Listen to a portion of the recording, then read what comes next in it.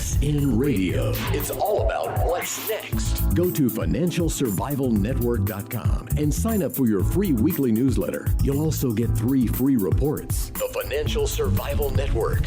It's all about what's next.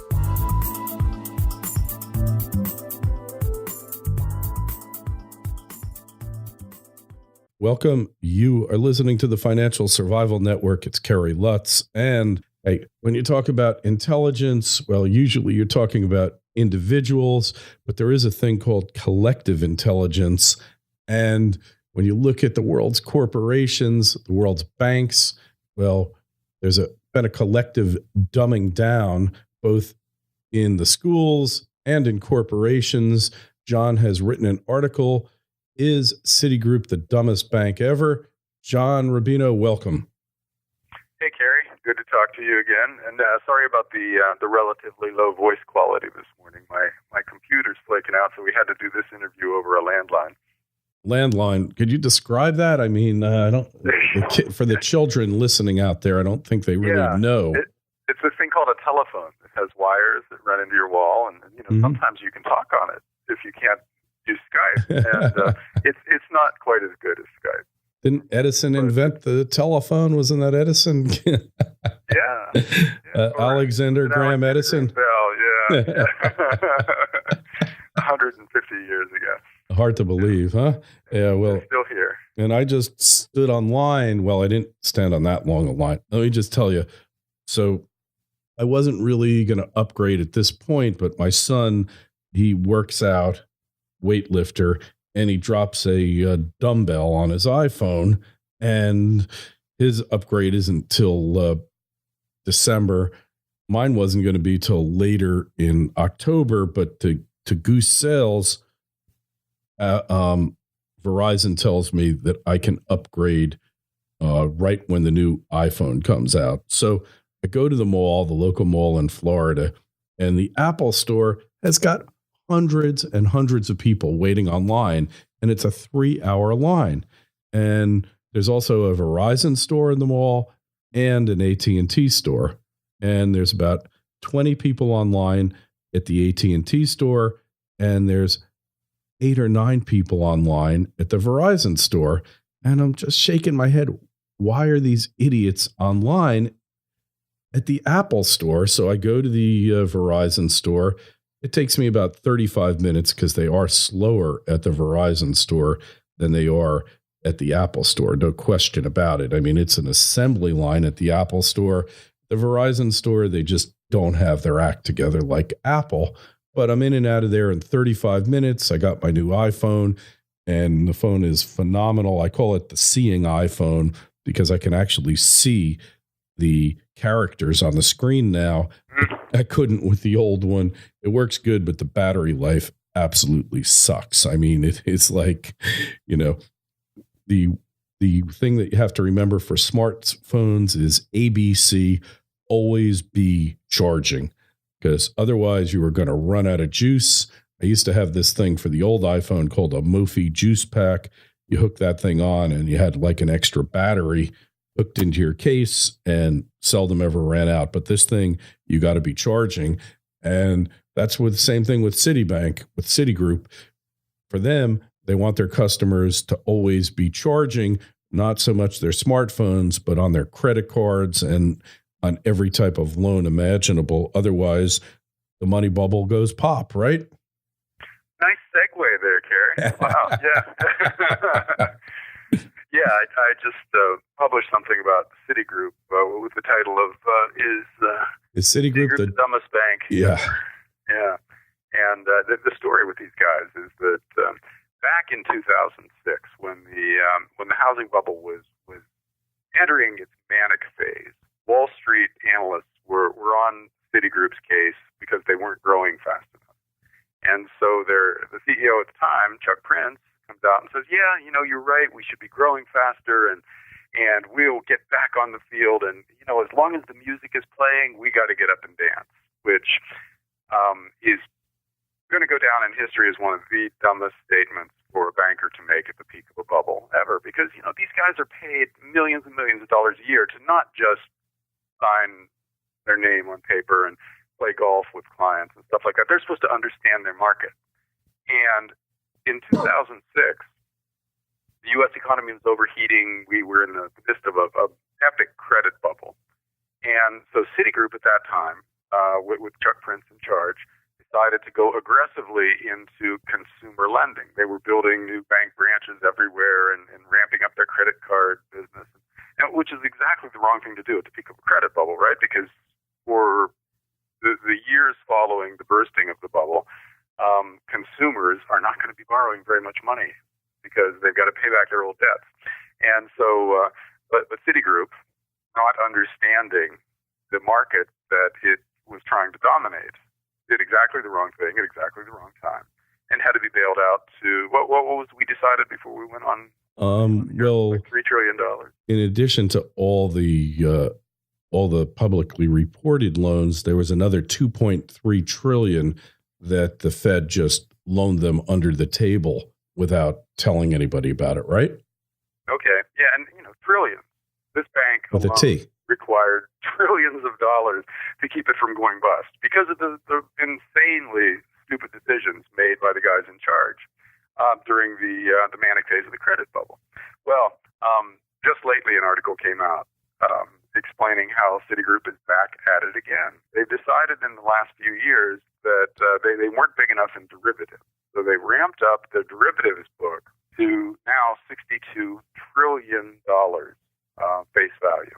And they're now in second place behind JP Morgan Chase in the U.S. In the derivatives. And this, again, is happening at exactly the wrong time because we're in year 6 now of what is turning into another epic credit bubble that's vastly bigger than the one that almost destroyed the bank back in 2008, 2009. And, James Turk and I, in our new book, call it the money bubble. It's basically fiat currencies around the world, flooding every major banking system and pumping up the government bond market and equities and basically every other kind of financial market in the world now is in the midst of a bubble because so much fiat currency is flowing into the banking system. And so Citigroup has decided to ramp up its exposure to the most risky part of what is an incredibly risky global financial system right now. So I think you can say with near certainty that sometime in the next few years, derivatives are going to be the epicenter of another gigantic financial crisis. And Citigroup is going to be in the middle of the storm. So I think they're turning out to be a really good negative indicator for the economy. When they decide to ramp up their exposure at long last to the bubble, that means the bubble is getting ready to burst. So we will see in the next couple of years if that's true. But I think there's a pretty good chance that it is true. Well, I told you when I went to open up a new bank account, just a checking account, they go and first thing they do is offer me a personal loan, which I had no desire whatsoever for. Okay. And not at a great rate. And then, but I said, I'd like an overdraft on the account of $1,000. And he said, okay, just fill out this application. And 3 days later, they give me a $10,000 overdraft line, which I didn't want 10,000. I just wanted 1,000. But, leave it to them to give you more credit than you asked for, right? Well, they will lend you money all day long, Kerry. Yeah. And that's not even that big of a compliment. Yeah. I'm sure you're very creditworthy, but I'll bet anybody who walks through the door these days is going to get some kind of an offer, and it's only mediated by the interest rate. They'll give anybody money, but the worse your credit, the higher the rate. But you can bet the rate won't be high enough to offset the risk that is inherent in the risky loans that these guys are writing. So, yeah, we're right back to where we were in 2005, 2006 in so many ways. And in so many ways, we're even worse now. It's amazing that the guys in charge of the global financial system didn't learn anything. They literally learned nothing from the near-death experience that they had just in recent memory, Oh, it's crazy, Yeah. It's really crazy. And, like you say, I think they're a great contrarian indicator. And in that regard, I don't think they're different than any of the other banks. And, it's really, like you say, they don't learn anything from the past. I think it's the I say it over and over on the show here, is that the one thing we learn from history is that we don't learn anything from history, right? Apparently so. And, I think I would respectfully disagree with you here about Citigroup. I think they are different from the other banks because they tend to ramp up right at the end. They were far back in the pack in derivatives 3 years ago, and now they're in second. And apparently the momentum is continuing. Maybe they're going for first. They're going for broke, huh? Yeah. So literally going for broke. And so these guys tend to get really excited. They hold back and they hold back and they hold back. And finally, when they just can't stand it anymore, they give in to the pressure from analysts and from their shareholders who say, why aren't you growing as fast as Goldman Sachs and JP Morgan Chase? And then they play catch up at exactly the wrong time. These other guys got into these risky assets early on, made 3 or 4 years of massive fees, generated some really nice year-end bonuses for their executives. And Citi wants that now, but they can't have that now because it's too late in the process. But they're going to try for it anyhow. Yeah, there must be some unworthy borrower out there. There must be some unworthy borrower out there who hasn't been taken out a loan yet that you could find. Come on, there's got to be someone out there. Well, every single person in the U.S. does not yet have a new car. Okay? Yeah, that's true. There's the market. I'm sure Citigroup is making lots of new car loans right now, and they're probably getting into HELOCs in a big way.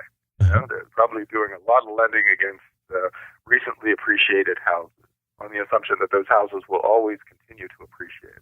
Yeah. Real estate only goes up, right? It only goes up. For the last 4 years it has. So that will mean forever, right? We're just going to extrapolate current trends into the horizon and lend our money accordingly.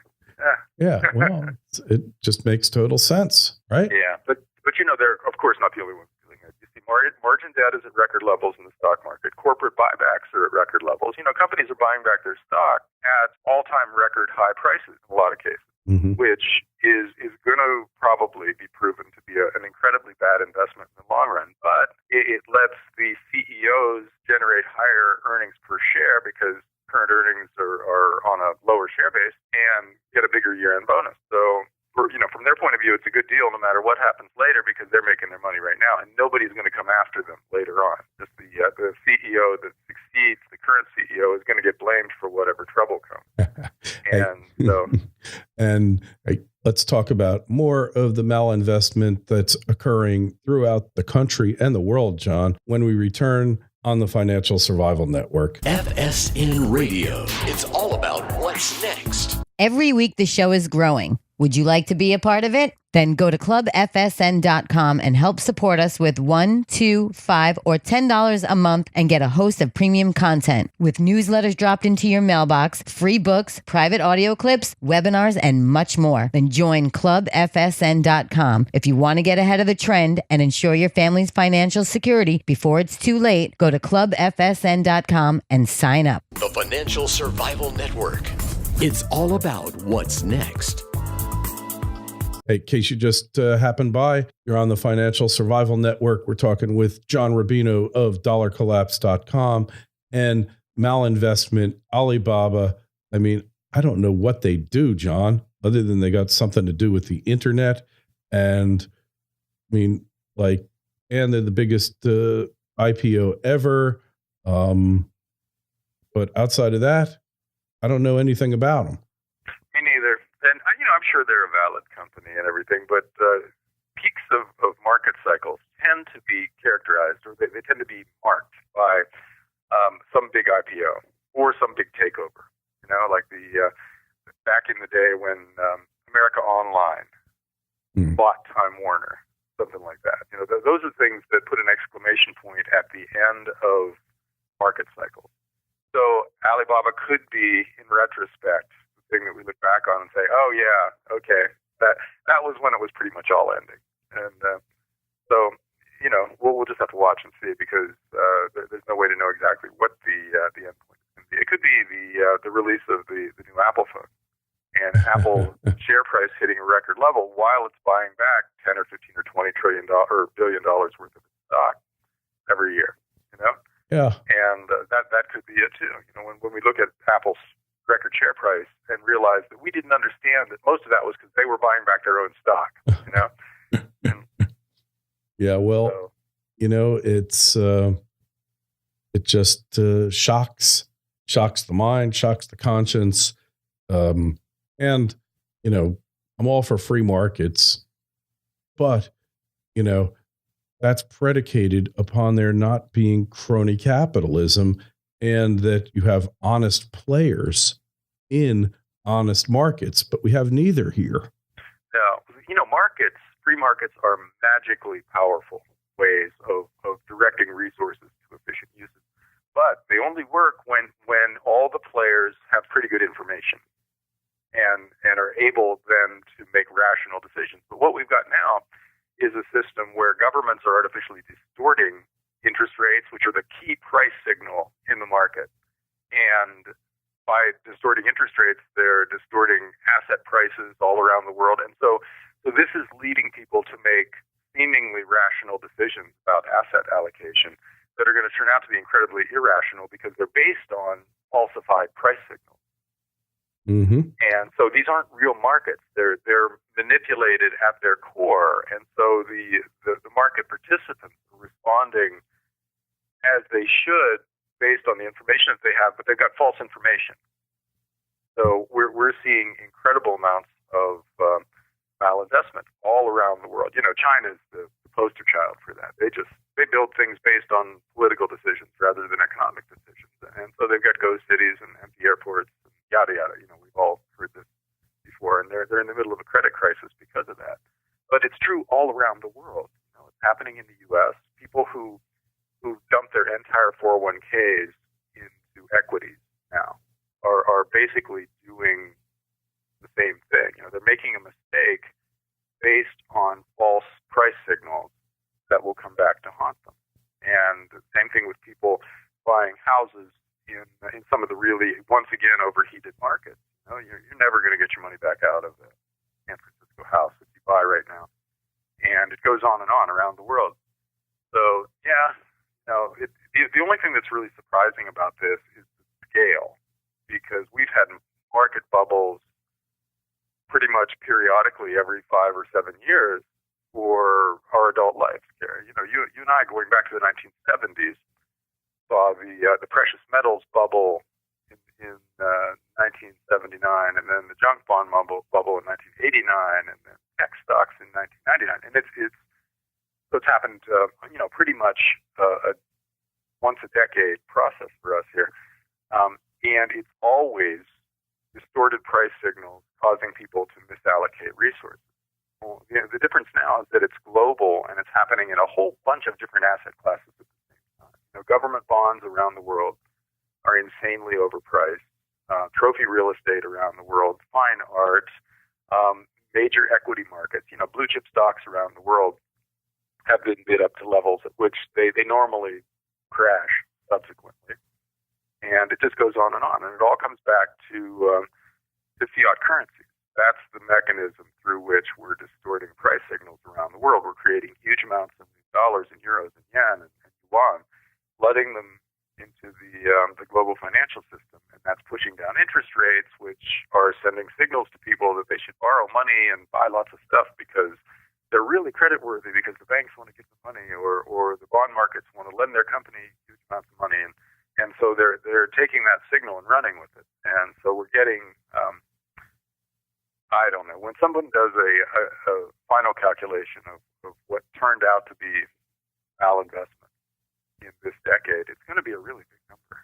It's going to be tens of trillions of dollars probably that eventually evaporate because it never should have been invested in the first place.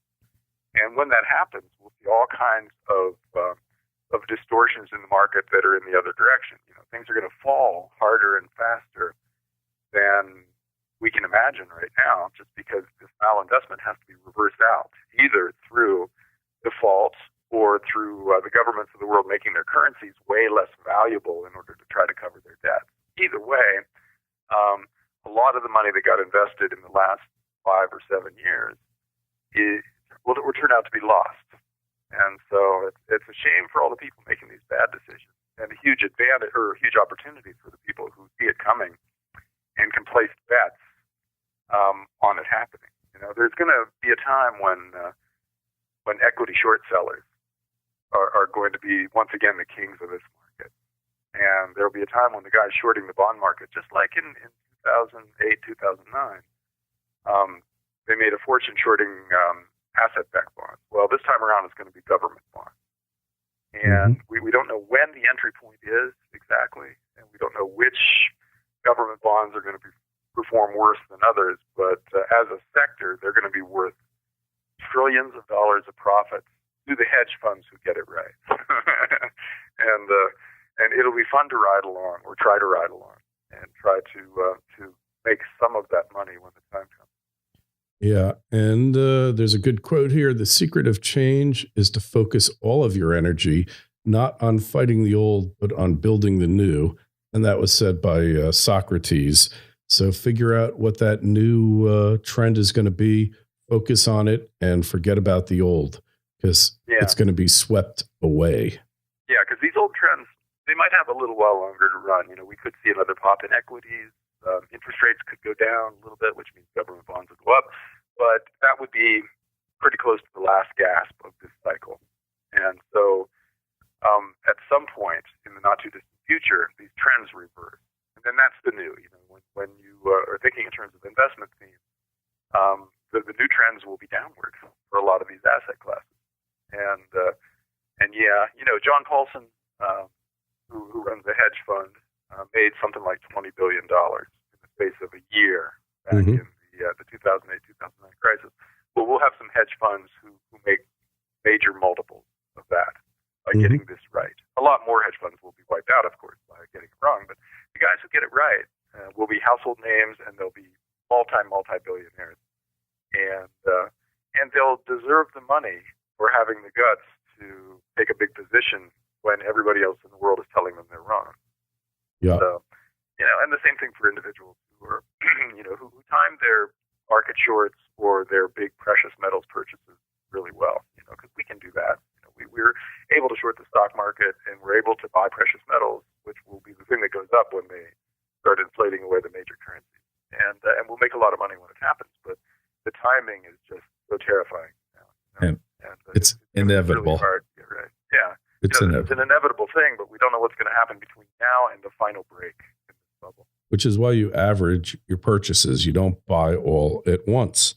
My mistake, I panicked in 08 and 09, but I was buying at $7.70, $7.20 an ounce. It had hit 1,000, collapsed, and that's when I went in. But I'm not complaining. So can't complain. And hey, well, we got to wrap up now, but find John's work at dollarcollapse.com. Buy his book that he co-wrote with James Turk of goldmoney.com, The Money Bubble. Find a link on financialsurvivalnetwork.com.